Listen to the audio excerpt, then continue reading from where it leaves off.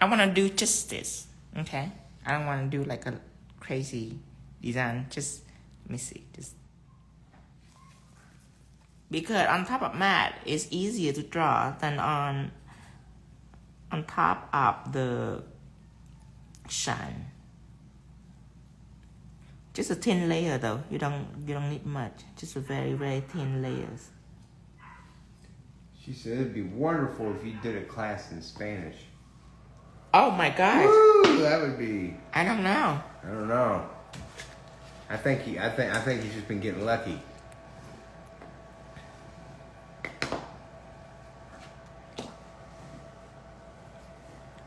I don't know. Actually, it might be a good learning because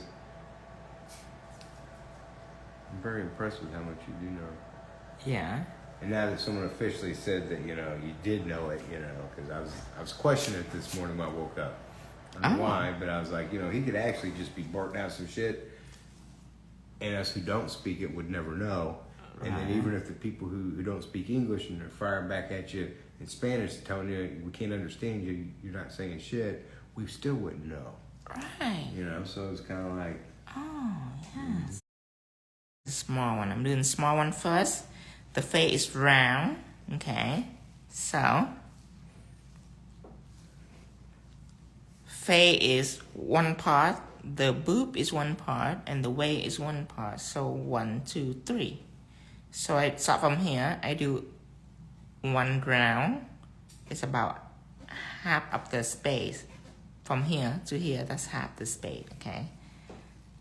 Almost half. Almost half.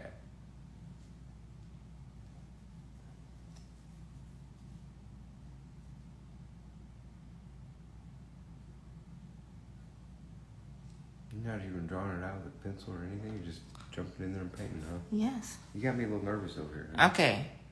1 circle, 2 circle, okay?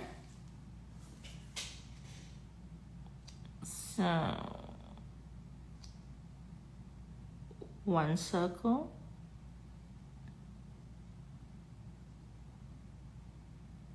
2 circles, curve up together, okay?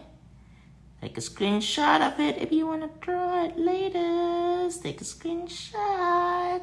Okay, see this? Now, remember this curve is curved too, so you curve it too. See that? This right here, this little neck thing right here is curved too. All right.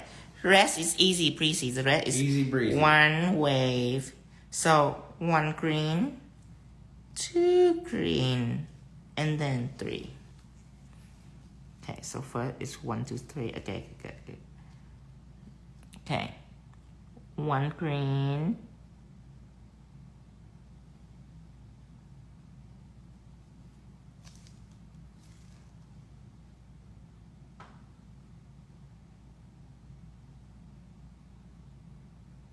Yay! 2 green.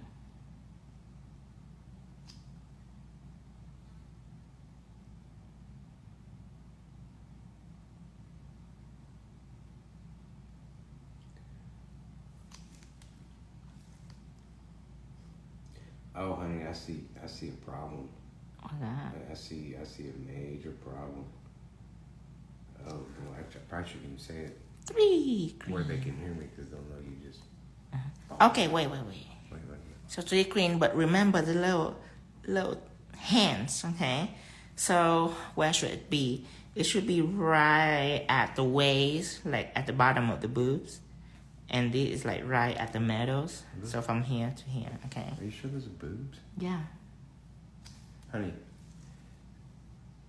Like Sailor Moon boobs. You realize you're doing this over beige or tan. And the picture is green and white.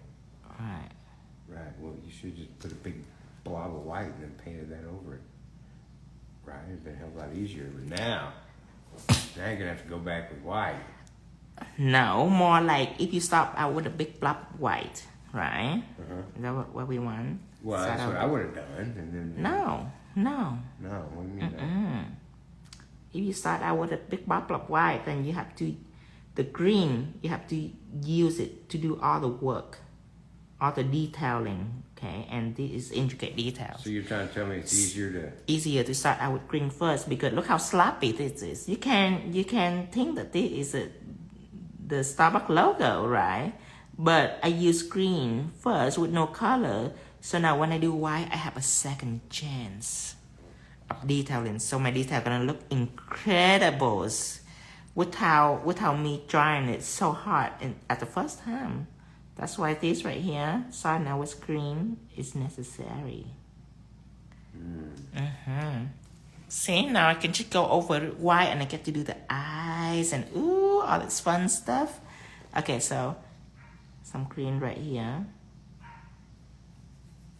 And look at this crazy right here, where the white is there's not a green rim on here. So by doing the green first without the white, now when you go over the white, it'll be easier for you.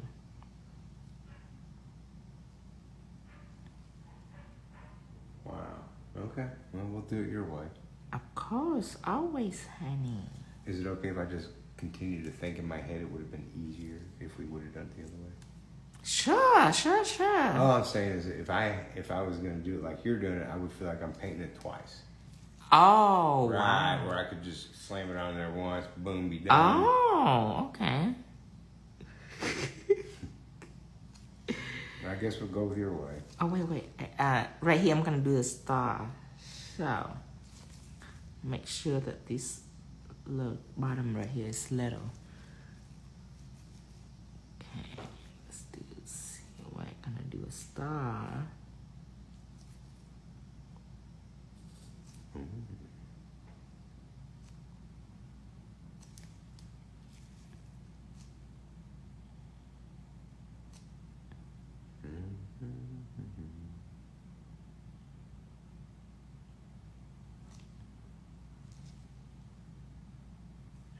One slash. Slosh? 2 slash. 2 slash. That's a crown of the... Do you know that Starbucks is a two-tailed mermaid? This is a two-tailed mermaid. This is a tail. The tail. Right One here. of the tails in it. You just told us that 2. Right. That's only one showed us because there's just half the circles. There's gonna be another tail on the other side. Duh. Gosh.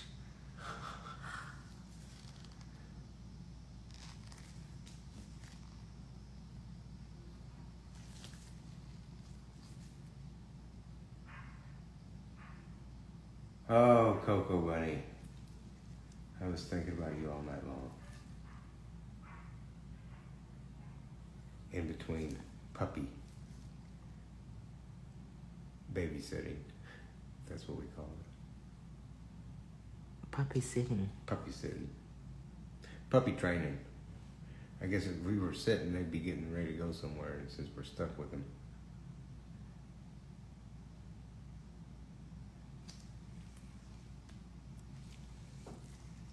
Okay, the eyes, let's say this is less than 1/2 of the face. You draw a little oval for the eyes. And an eyebrow should be a curve and go straight down. Okay? Let's start it. Right here, draw a little oval for the eye. And the eyebrow become curve and then go straight down. Oh, that's tiny. It's tiny. It's tiny? Yeah, it's tiny. It's tiny. Good. Now the nose, just the slits. And then the mouth, which I think is creepy, by the way. Like that. Okay, now cure this. Creepy, by the way. Now, you're gonna map this and you're gonna detail using the Y. So now it's so easy to make it clean cut. Because now you have a second chance. Honey, it looks clean cut now. No, it's not. Now it's sloppy. Well, what if I would have put my little big glob of white on there and then I made it clean cut with the last one? But I think that one wasn't clean cut. That's so much because work. You knew you were going to do it this other way. I hate to use the hard green way. and be like, look at the eyes. So intricate. Ooh, I hate so much work. And then this green is just negative space. Negatives. Well, Coco Bunny, you know, I say this from a position of understanding everything and also understanding how people have to think in a lot of situations. But my gut, and I'm saying this obviously feeling you empathically via over internet, but something's just telling me. And then I was looking at your nails and what you got going on, and I feel like you're too good to get caught up working in a nail shop. I feel that somehow it's not the best way. But also I don't want to give you advice because I'm not living in your circumstances. But I feel, and my feelings are usually accurate, you need to just stick to your guns and build your clientele and keep the overhead and don't give other people your money for your talent, because that's what you'd be doing. Yeah, I always get 100%. A lot of people are like, oh, you want to come to work for me? I'm like, why? Why would I come work for you when I have 100% of the money? Why would I come work for you and give you like commission? Or book rent? Why? I remember that one day we was at the shop, that lady, she was like an auctioneer lady. She was like 60-40, 70-30, 80-20, got down to 90-10. He was like, are you nuts?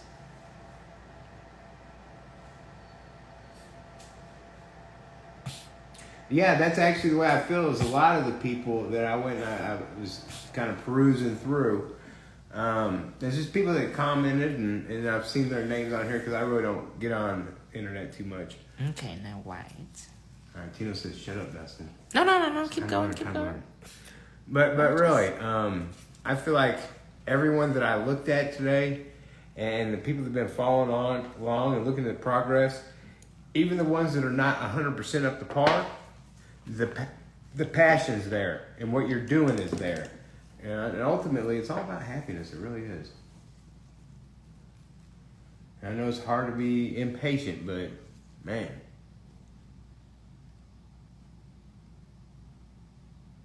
Oh, wait.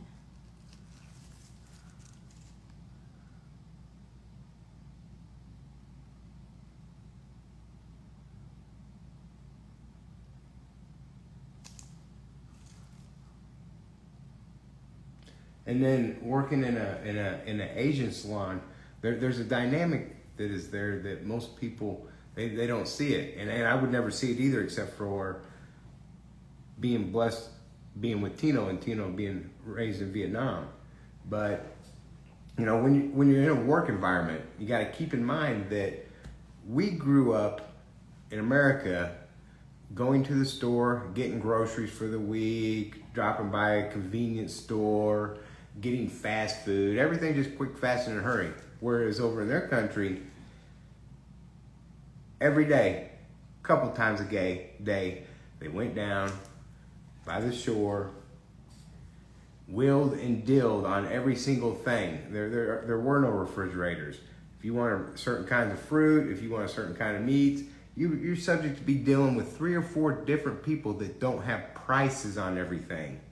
That is everyday hustler mentality, you know. So it's a different kind of drive, and it's almost a energy friction in a way.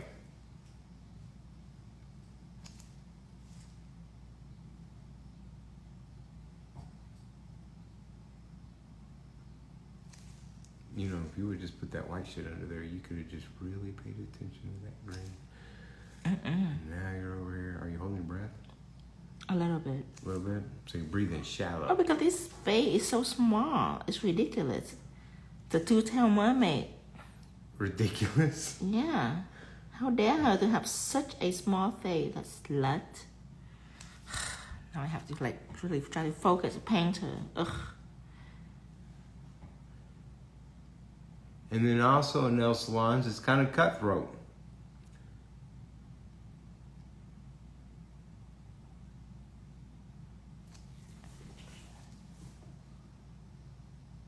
But creating your own environment, that's a good thing.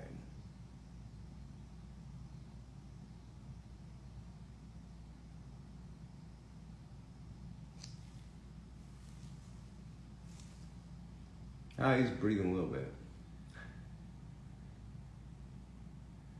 Oh, I love the Vietnamese.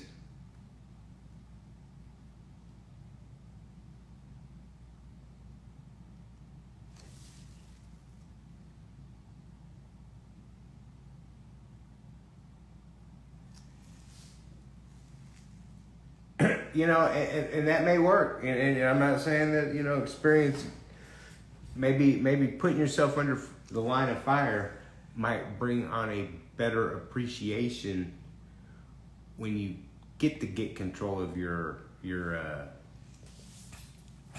energy environment. Actually, it does.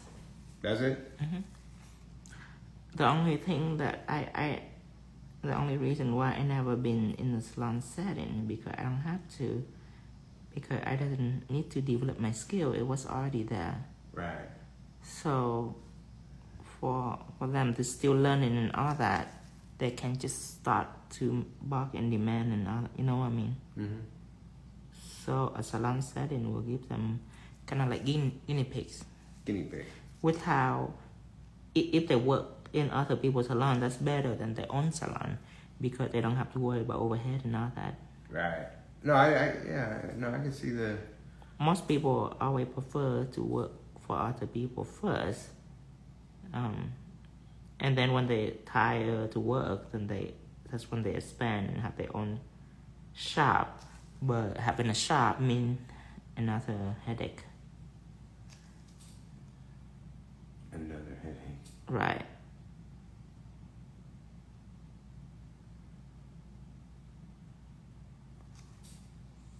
But when the skill develop, they can just find the client, and the clientele will just go anywhere to see them. At that point, they can have like a private studio. Oh, they want to know about your nail journey. My nail journey. Yeah. So his parents put him in the basement at age 3 with a paintbrush and A nail sex slave.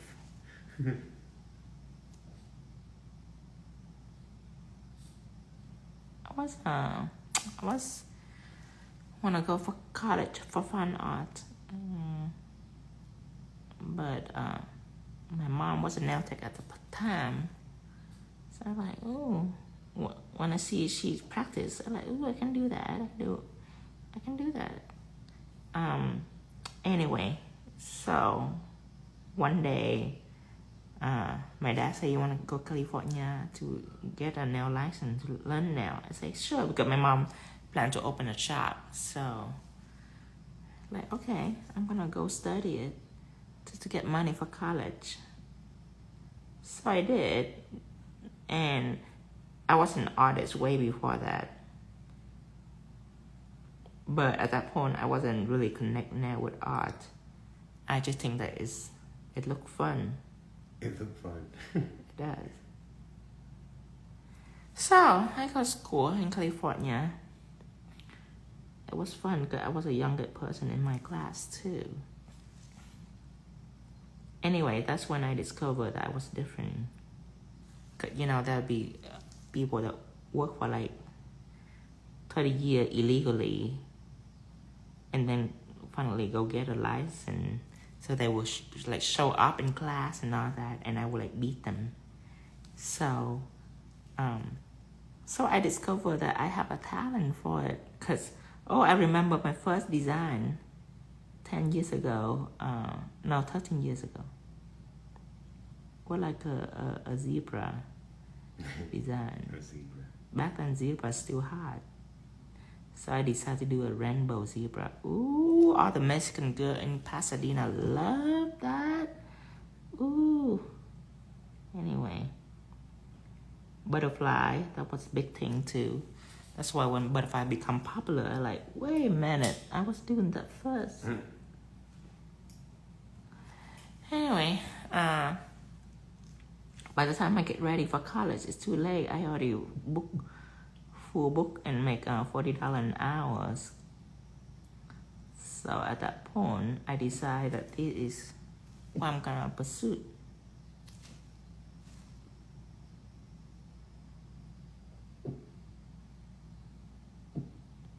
I probably probably shouldn't draw and talk at the same time.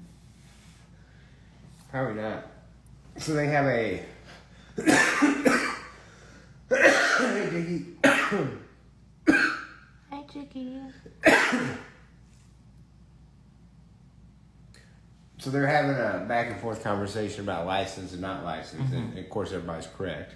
So I guess need what it license. is you got to come down. Well, not necessarily. There are hefty fines, but I would say going into it, sit down and be aware there's fines.